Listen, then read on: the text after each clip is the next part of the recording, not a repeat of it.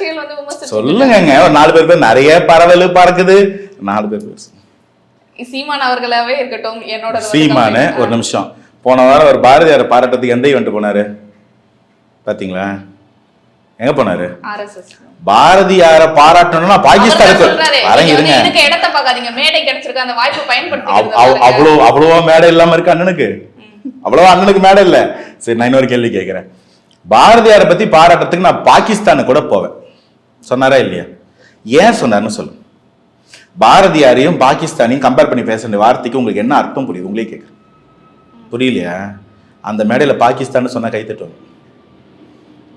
பாகிஸ்தானை எதிர்ப்பு அரசியல் மட்டும் பண்ணிட்டு இருக்கு பாஜக, அந்த மேடையில பாகிஸ்தான் சொன்னா கைத்தட்டுவாங்க. அப்படின்னா என்ன ஐடியா இது?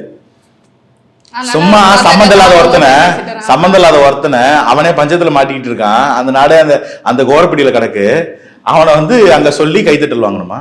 அப்ப அந்த மேடையும் அந்த கைத்தட்டலும் தான் சீமானண்ணனோட தார்மீகன்னு நீங்க சொல்றீங்க. நான் சொல்லல, நான் சீமானண்ணன் ஒரு தலைவரா பாக்குறேன். நீங்க என்ன சொல்றீங்க பாருங்க. அவரை நம்ம கிடைக்கிற வாய்ப்பை பயன்படுத்திக்கணும். அதே மாதிரி இப்ப சாரி, நாளைக்கு நான் ஒரு மேடை போட்டு பெரியாரை போட்டுருவோன்னு ஒரு மேடை போடுறேன், அந்த மேடைக்கு வந்துடுவாரா கைத்தட்டலுக்கு?